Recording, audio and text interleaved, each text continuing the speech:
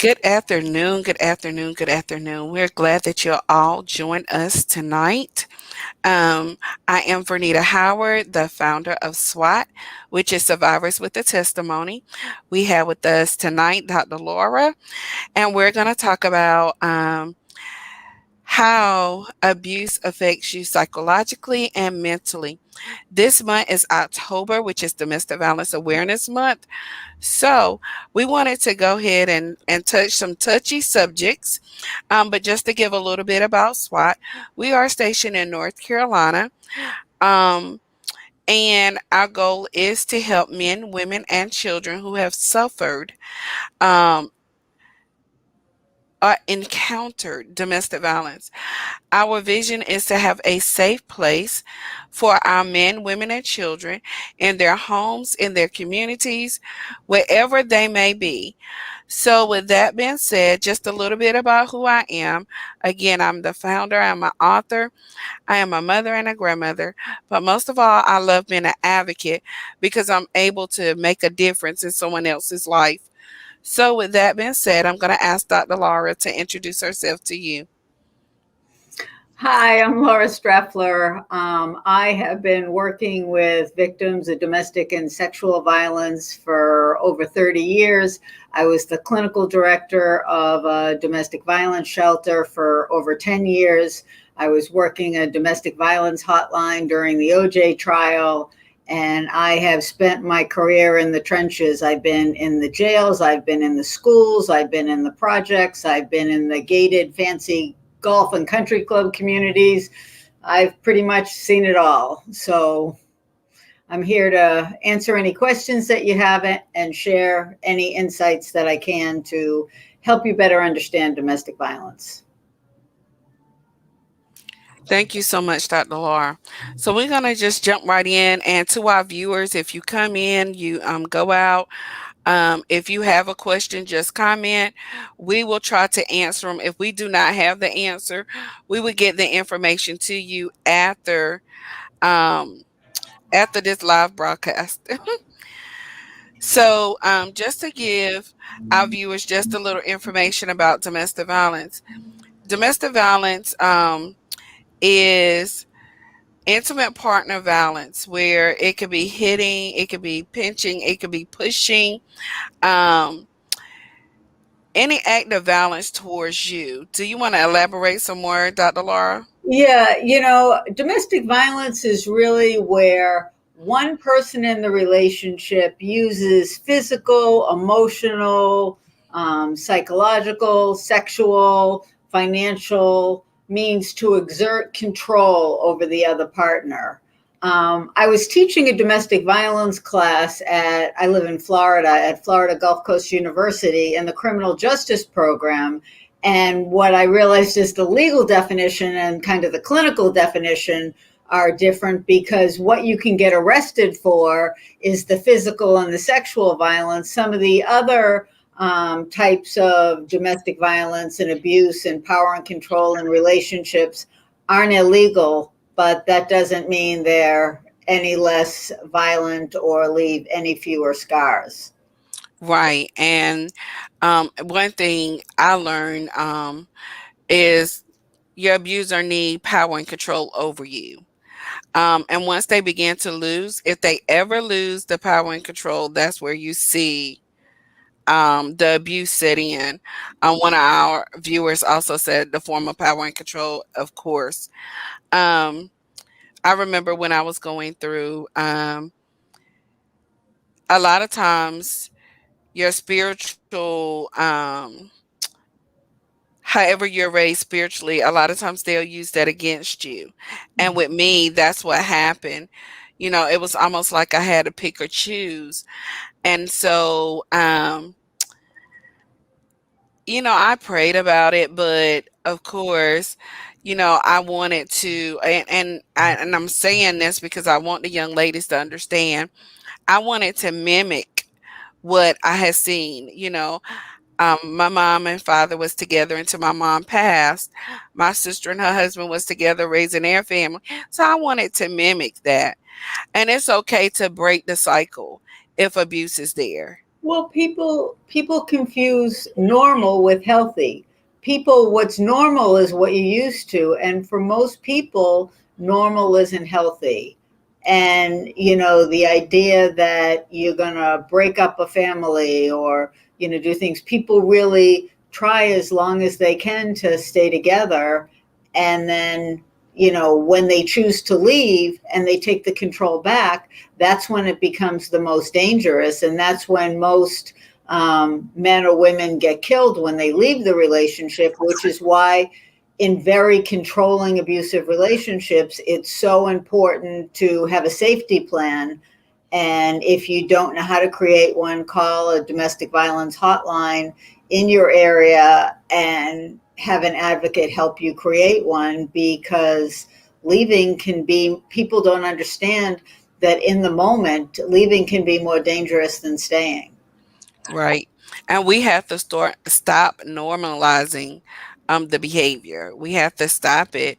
There's plenty of organizations out here, um, and we got to stop being afraid. And I know for me, that was one of the scariest times. I was afraid, not alone just to leave, but um, I was afraid, I was ashamed. And I worried about what other people would think. But in the same time, it wasn't healthy for me. It wasn't healthy for my children. It wasn't healthy for anybody who really knew what was going on.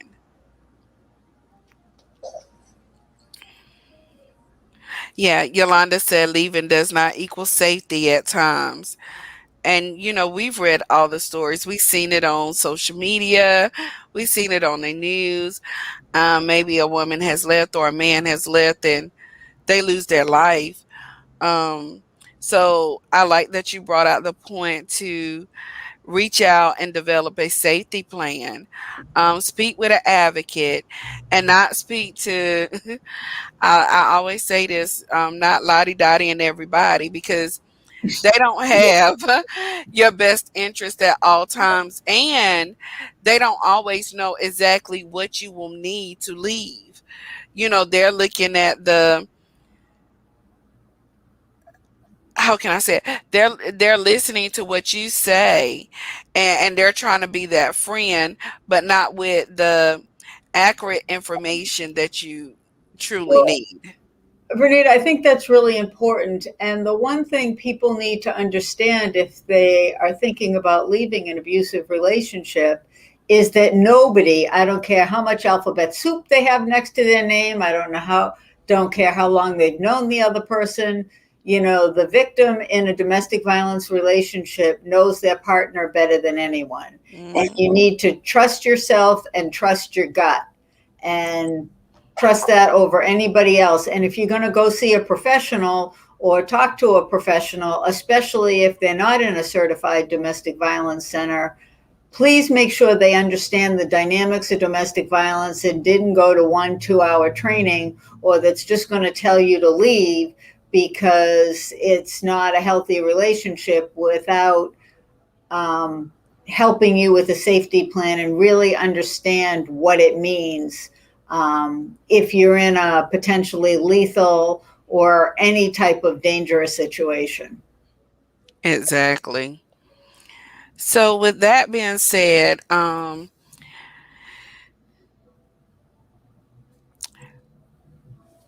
let's talk about the psychological abuse. Can you explain to the viewers what psychological abuse is, and maybe some signs? Well, psychological and mental abuse are pretty much the same thing. It's playing head games. Back in the day, we used to call it crazy making. It's making um, the victim or the victimized partner feel like he or she is crazy. They question their sanity. The word we see all over facial, sorry, over facial. It's Facebook and social media, facial media. Over social media is gaslighting. And what gaslighting is, it comes from a movie in the 40s called Gaslight, with, I think it's Lana Turner and George Bouvier, where he flicks the old gas lights, and she thinks she's going crazy. For It's a black and white movie. If you get a chance, you should watch it. It's on YouTube. It's free. It's an amazing movie, but it's head games. It's using fear and intimidation for one partner to get what they want, especially if there's been physical or sexual violence. The look or the threat that there could be physical harm that will come to them if they don't do what their partner is requesting them. And sometimes it doesn't really come across as a request, it comes across as a demand, is doing. And it's important to remember that cooperation is not the same thing as free will consent, whether we're talking about having sex or other things, but especially with sex in a relationship. But, if a person has sex in a relationship because they're afraid of what their partner will do if they don't, and they're afraid of the consequences, that's a type of coercion and manipulation and sexual abuse. But there's some mental abuse, psychological, because it's the head games that they're playing in order to have their partner cooperate to sex, not consent to sex. Now, a lot of times emotional abuse is on your emotions, is on your feelings, is on your self-esteem. You're a fat, ugly, worthless piece of shit, and it's a good thing I'm with you because nobody else would want your sorry ass. And it's to hurt your feelings and to make you feel like you have to stay in that relationship, because if you don't, nobody else is going to want your sorry ass. And it's because the abusive, controlling partner feels like if he or she doesn't keep you on an emotional and mental leash, that you're going to leave. So they want you to either be too afraid or feel too badly about yourself to think anybody else would ever want you, or that you could make it on your own without that relationship. Right. One of our viewers stated emotional and mental abuse can be worse than physical at times. Well, I always say that, pain isn't a contest. I don't know that it's better or worse, but I wrote a book on domestic violence. It's called Wife Beater Shirt Optional. There is no dress code for domestic violence. And, I call the emotional and mental abuse in the book, I call it the inside ouch. You know, it's on the inside, and just because nobody can see it doesn't make it any less painful. And, a lot of times, physical bruising goes away in a week or two, but the emotional scars, it's emotional and mental abuse is a form of brainwashing, but it's not some person in a POW camp or somebody that you don't know. It's by somebody that you love and trust that's telling you the same thing over and over again, brainwashing you to believe things so that they can have control over you. And that's one of the things that truly hurt. Once you begin to heal, like when you recognize that you're in a domestic violence situation and you get out and you begin to heal and you go back and you look at everything that they said to you, how they brought you down and made you feel like you was in the lowest of the low. Um and just like a lot of times when they're bringing you down, they isolate you from those who really care. Can we talk about that? Well, The one isolation? the big red flags in abusive relationships is in the beginning of the relationship. There are a couple things. One, I always say, if it seems too good to be true, it usually is. It really seems too good to be true, but also it moves very fast.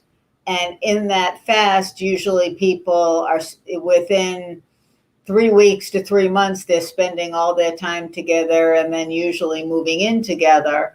And then once that happens, all of a sudden, they start saying, well, your mama doesn't really like me and trying to pull us apart. And your friend, she's just a host. She tried to come on to me. You don't know what's going on with her. And, will say things to isolate um, their partner from their support system, so they'll have nobody to hold on to but that one person, and it'll give them more control. And the more that they isolate them and the less connection and support they have, the less likely they are to leave, because they're the only friend they have left.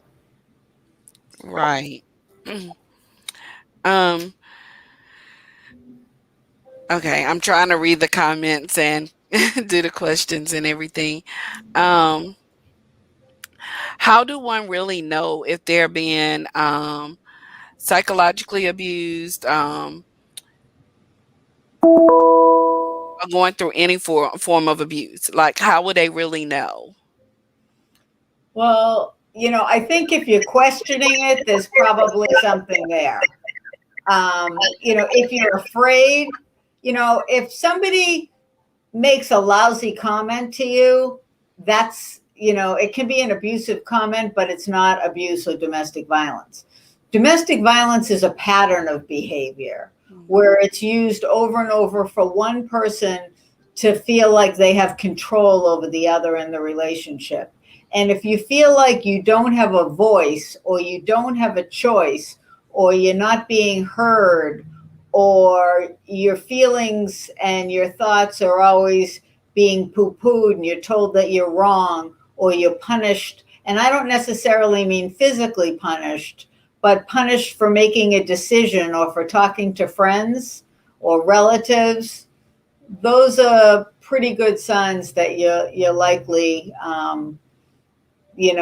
at a minimum in a controlling relationship, and likely moving towards an abusive relationship. So we're gonna change the just change this up just a little bit. So and I know in our community, in the Black community, a lot of times we was told not to seek counseling. You pray, and that should be good enough.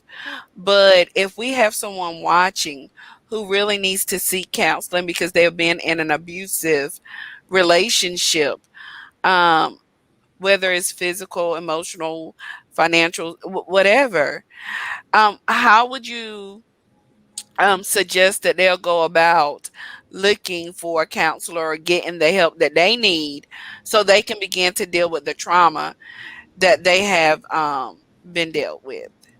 Well, I think times are changing. If COVID did anything, it made it where more people are, recognizing the importance of going to talk to somebody, and that, a lot of people are struggling. I know, again, the Black community, I worked in shelters and non-residential, and I have a private practice, and I see that starting to change a little bit. But it's important to know that, first of all, shelters have non-residential, meaning you don't have to stay there in hotlines, that you can go and talk to somebody, and all they do is domestic violence.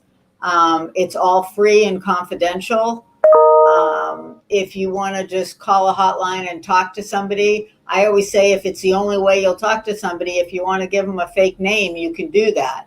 That way you don't have to worry about them knowing for grant purposes they need a name, but they'll talk to you. They won't say you can't be safe and I won't give you information because you won't give me your name.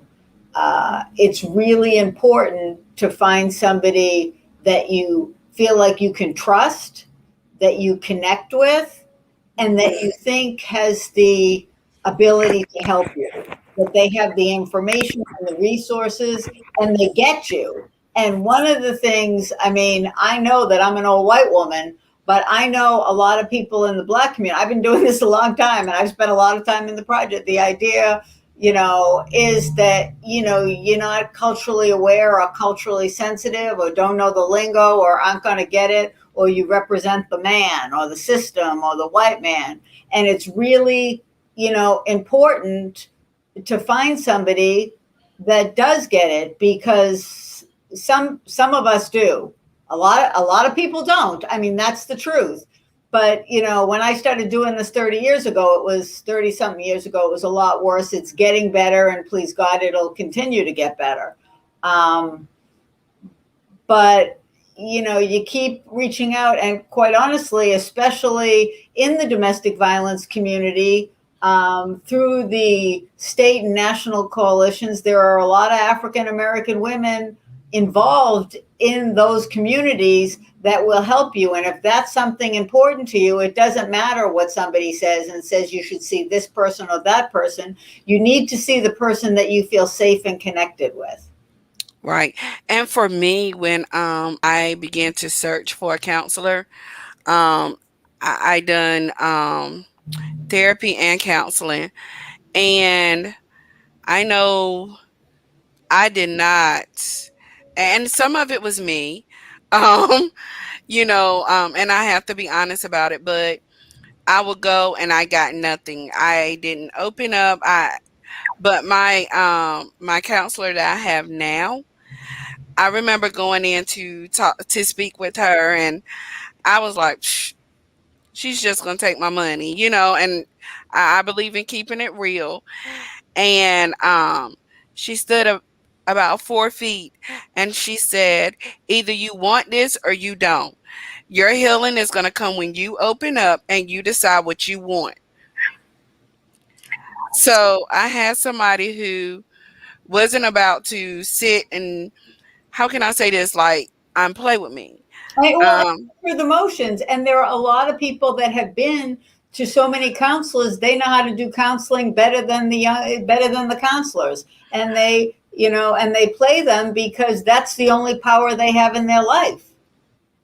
and so with her doing that, it like broke. Um, I think that was the first day that I broke and actually told anybody all the stuff that I've been through.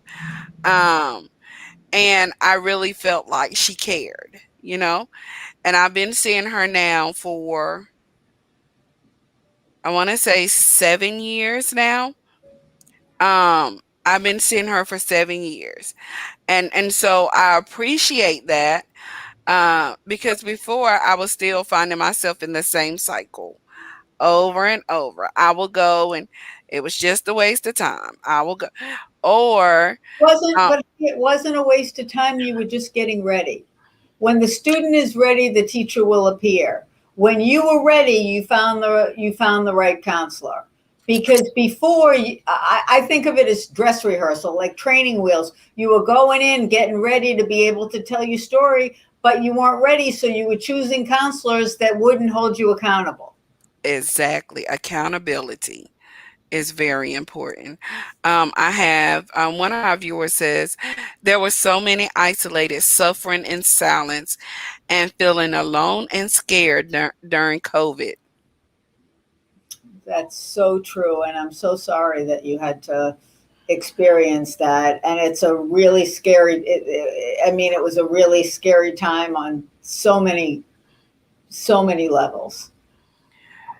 I think that was one of the scariest times, especially when the students um, were home, the parents was home, everybody was in, and the students, their escape from the violence would be to go to school, and maybe that partner or that husband or that wife escape was to go to work, and now you're all there all day.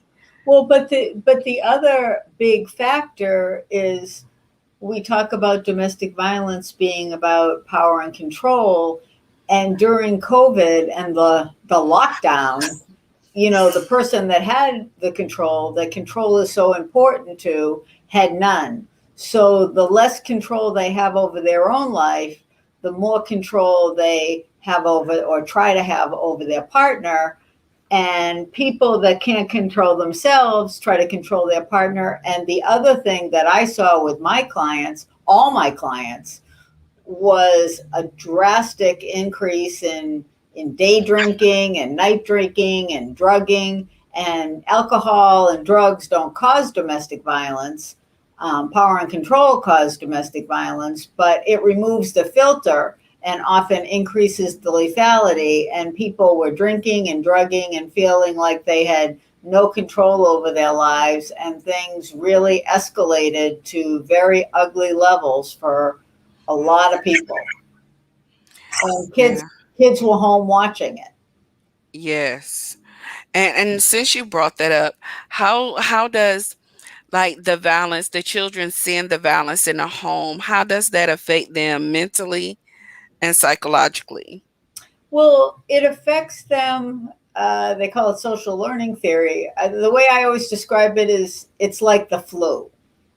If you before COVID, it's like the flu. If you get exposed to it, it doesn't mean you're going to definitely get it, but you're a whole lot more likely to um, get it if you've been exposed to it than if you haven't. And kids that grow up in homes where there's domestic violence, they learn might is right, and they learn that one person has the power in the relationship and the other person doesn't, and it gives them a perception of a victim victimizer predator prey mentality, where very often when they get into relationships, that becomes their normal, and they very often will victimize their partners, or they'll be victims because that's what they know. That's what relationships look like. And they become desensitized to the warning signs because that's what they've seen their whole lives. And what seems like little things and a big things to healthier people, don't really raise any red flags, because compared to what they're used to, that's no big deal. True. So if a person has never encountered someone who's been through trauma, who's been through abuse, and you have, because some things can trigger a person and you never even know. So if a person has been triggered and you have never dealt with anybody in an abusive situation, what coping mechanisms can they use to get that person, calm, or to get a better understanding of what's going on with that person? Okay, first of all, I don't believe that anybody on the planet over the age of two doesn't know somebody that's been in an abusive relationship. Um, they might not know that they know anybody. People may not tell them they're in an abusive relationships, but 50% of women, and like 30% of men, because men tend to underreport, are going to be in in physically abusive relationships in their lifetime. So and that's just what's being reported. So it's highly unlikely that they don't know. And one of the reasons that they would know somebody was triggered, if somebody has a disproportionate response to something that they say or do, then it's probably not about what they said or did. It was about a trigger to something else that happened to them, whether it was domestic violence or some other trauma. And if they become disproportionately reactive, then you don't want to say, well, why are you reacting like that? I hardly said anything. You want to, really be supportive and sensitive and say, wow, I think I just pushed a button. What's going on here? And when people get very anxious, you want to help them to breathe in through the nose, hold it for 4 counts, and out through the mouth, because oxygen counteracts adrenaline. And it's really important not to breathe through the mouth, especially for those of us with horrible sinus problems. I'm a mouth breather, so I have to really think about it. But if you breathe through your mouth when you're anxious, you'll start to trigger that fight or flight response, and you'll make your anxiety worse. So you want to help the person, kind of like, those of us who have had children, or you've been with somebody that's having a child and you're the coach, and you kind of help them breathe, and you're there. You want to pretty much do the same thing and remind the person that they've been triggered, but they're safe, and you're there and you're with them, and you're not going anywhere, and help them to breathe.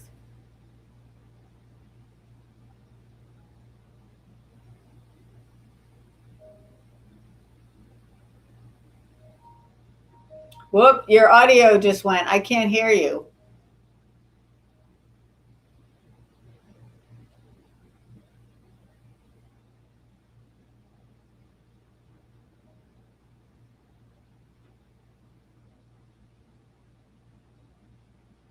Maybe somebody wants to type in a question and I'll answer it.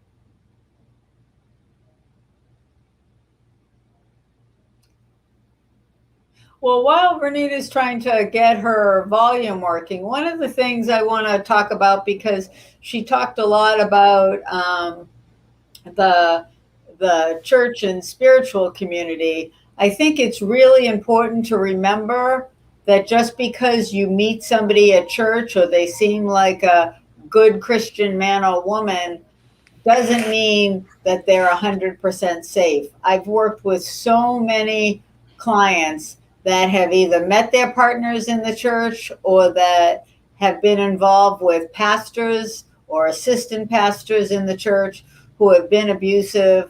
And they were sure, especially if they had been in a relationship that was abusive before, that now they met somebody that likes to go to church and is going to go to church, and so that means they're safe. That's not what that means. Now, please don't misunderstand. I'm not saying that people that go to church are going to be abusive. That's not what I'm saying. What I'm saying is, just because you meet somebody at church doesn't mean that they aren't going to be controlling or abusive. And there are a lot of controlling partners that will go to church to prey on partners who believe that that could never happen to them. And they use that as a way to, they use church and people's spiritual and religious beliefs as a way to manipulate them into a relationship. Can you hear me now? I can hear you now. Okay, awesome. So yeah, that's really, really, really true. I always tell people everybody that goes to church ain't saved, and everybody that goes to jail is not a criminal. Um, and so we really have to think. Again, I'm glad you covered that. Everybody in the church. Some people go to the church to pray because they see that you're weak. And they take advantage of it. And that's not everybody in the church again, but we've seen it happen. And especially I have to interrupt, because you might not be weak, you're just vulnerable. And, which doesn't mean you're weak. It may mean you're card. People confuse kindness with weakness. And, true. I think, it's not about you're weak and they're strong. It's about being vulnerable and exposed to predator, to a predator. Thank you. One of our viewers said, how do you help a person get out of an abusive relationship? Well, number one, two, and 127 is that you ask them if they want to get out of a relationship. The hardest thing is, wanting more for somebody than they want for themselves. But the biggest gift we can give a survivor of domestic violence is unconditional love and support. And telling somebody to get out of an abusive relationship is trying to control them and telling them what to do, just like, and to them, it's going to be like just like their partner's trying to do. So, what you want to say is, first thing is, do you want to stay in the relationship? And when you're ready, I'll help you. So once they come to you and they're ready, you look at the situation, you find out if there's been physical violence, what was the first act of violence, what's the most recent act of violence, and then you look at, how much it escalated from the beginning of the relationship to now.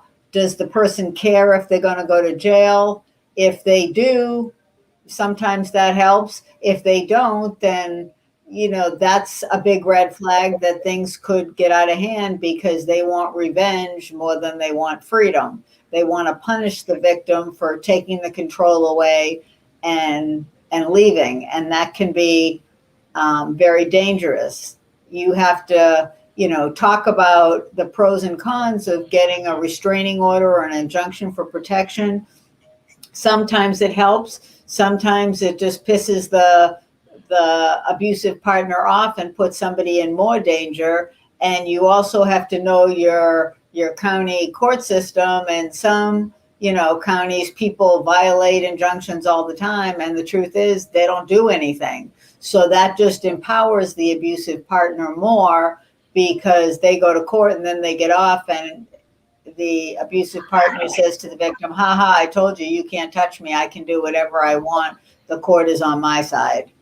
The best thing you can do is just be there. Ask them what they need. Make sure they get their driver's license, if they have a passport, the social security cards, the insurance cards, the kids' insurance cards, a little bit of money, a go bag, maybe leaving it at your house for when they're ready. If they have little children, have diapers and formula, have stuff ready. So if they have to leave in a hurry, they can. Identify a safe place that they can go, maybe a friend, an old friend that the partner may not know about, or a hotel or a shelter. Again, suggest to them that they call a domestic violence hotline. A hotline won't say you have to come in or he's a bad person, but they'll help them come up with a safety plan and figure out the safest way,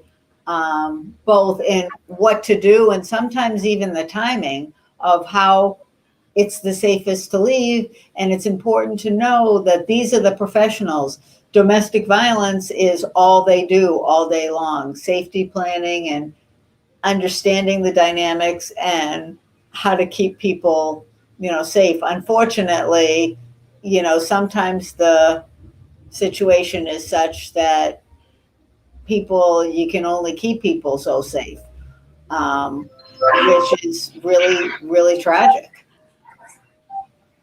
Which is another reason you don't want to tell somebody to leave, because if you do, and they do it because victims tend to be people pleasers and they don't want you to be mad at them, so they leave because you asked them to, and then something horrible happens to them. You don't need that on your conscience either.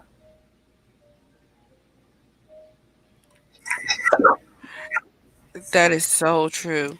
So we're gonna begin to start to wrap this up, Dr. Laura. So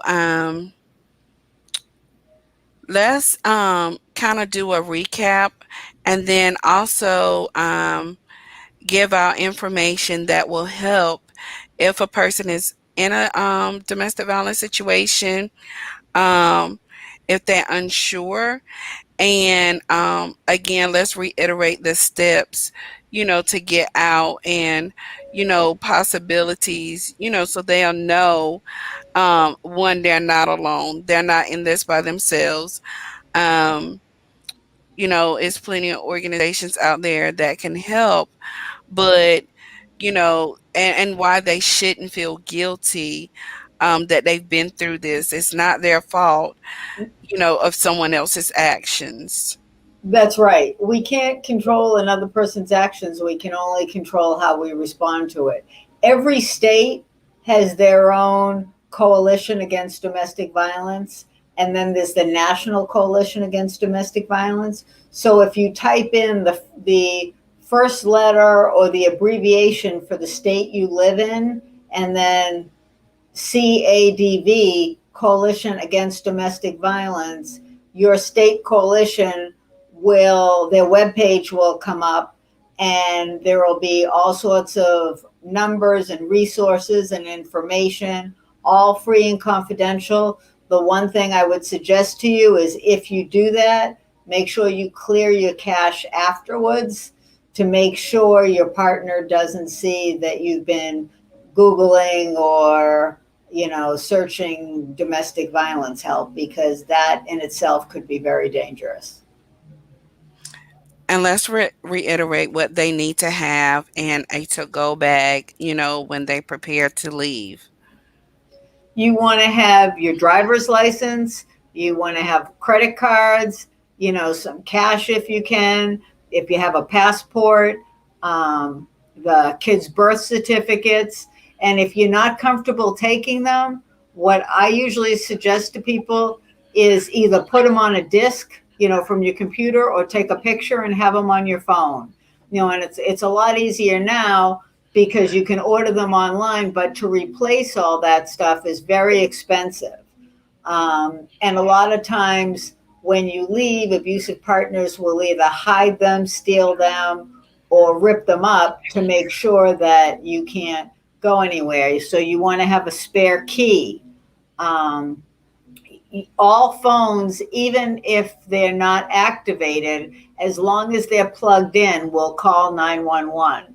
So it might be worth it to get an old cell phone and keep it with you. So if your partner tries to take the phone, so you can't call for help, you have another phone. Make sure it's charged. If there are things for school that your kids need, medication that you need, just take a couple and put them in the go bag. So if you have to leave, you have enough to make it a day or two or three until you get situated and you can figure things out. And if you don't have a go bag, but you have to go, safety first. Exactly. And again, let's reiterate, if they're looking for a counselor or therapy to deal with the trauma, and they're unsure of how to search for one, what should they do? Well, the most important thing, like we talked about before, is the relationship between you and your counselor or therapist. A lot of the domestic violence counselors aren't formally educated as therapists, but they know more. The truth is, they know more about domestic violence and the dynamics than a lot of private practitioners. So starting there with somebody where you can talk, where all they do is domestic violence, if that feels comfortable to you. If it doesn't, then there are starting now. There are some licensed clinical professionals. You can go on Psychology Today, find a therapist. You put in your zip code, and all the therapists in that zip code will come up with their pictures and links to their website and introductions and cost and what they specialize in. And if you see domestic violence, then maybe somebody that you want to talk to and see if they would be a good fit. But be very careful not to be talking about domestic violence with somebody that you feel like doesn't get it. And again, we want to say thank you so much for coming on tonight to share this information. As we all know, October is Domestic Violence Awareness Month. And so these conversations are very, very important. So you did say that you was in Florida. So can you give them a little information if they want to reach out to you?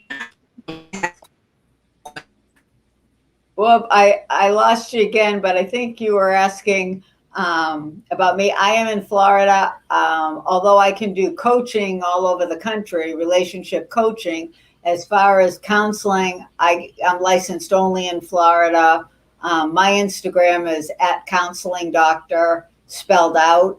My website is drlauracounseling.com.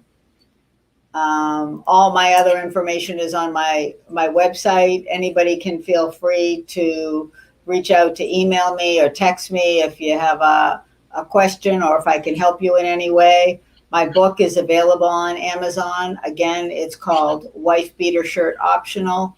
There is no dress code for domestic violence. And it talks about the myths and misconceptions about domestic violence. There also is a chapter on assessing lethality, which is how dangerous somebody is and their potential to hurt or kill somebody. It has all the questions and why the questions are important, followed by a chapter on safety planning. And your book is on your website as well? It is. Okay. So I did put your website in the comments. Um, but again, we want to say thank you, thank you, thank you so much. This conversation is needed. We at SWAT will be reaching back out to you to cover some more. But if anybody have any additional questions, you can comment. If it's something I cannot answer, I will get them over to Dr. Laura, and that way we can respond back to you. I want to say to all the viewers, those who have viewed, those that are going to view, we want to say thank you for tuning in. And again, if you have additional questions, don't be afraid to reach out. You can inbox me. You can inbox SWAT, and we will definitely get those questions answered for you. Again, on behalf of SWAT, we want to say to you all, be safe. Take this information. Do not take it lightly, but just know that we are here for you. Um, and again, thank you, thank you, thank you. You all, and Can I say one more thing? yes, ma'am. Please just remember that you're in a relationship with the person you're living with now, not the person you met 5 months ago or 5 years ago. And a lot of times people stay in relationships, 5, 10, 20 years trying to get back the first 6 months. That first, and when, after there's an incident and they have what they call the honeymoon phase, it seems too good, again, seems too good to be true, and you say, this is the person I fell in love with, he or she really is sorry, they're really going to change, and then it only lasts until they know you're not going anywhere. Remember, the person you're living with now is the person that you're living with now, not the fantasy of the person that you met at the beginning of the relationship. That person was a manipulation to hook you in. The person you're in the relationship with now is the person you're in the relationship with, not the fantasy. Oh, wow, that's deep.